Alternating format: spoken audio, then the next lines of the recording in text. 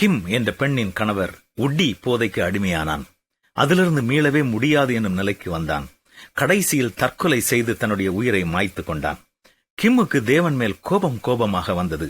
அழுது புரண்டாள். நிம்மதி கிடைக்கவில்லை. எங்கெங்கெல்லாமோ போய் பார்த்தாள். மனம் அமைதி அடையவில்லை.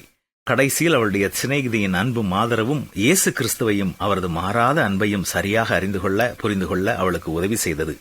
இறுதியாக தன்னையே இயேசுவுக்கு ஒப்புக் கொடுத்தாள். சில ஆண்டுகள் உருண்டு ஓடியது.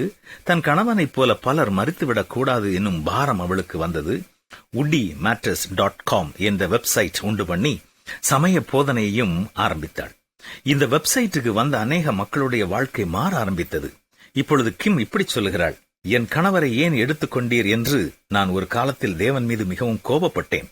ஆனாலும் தேவனுடைய வழிகள் அவருடையவைகள். என் வாழ்க்கையில் நடந்த சோகம் வெற்றியாக மாறியது.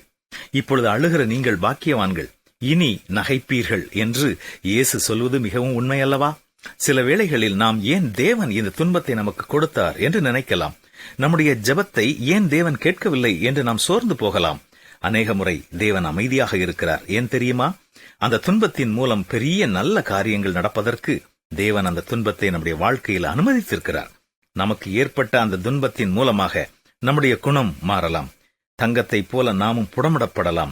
மற்றவர்களுக்கு பிரயோஜனமான ஒருவராக நாம் மாறலாம்.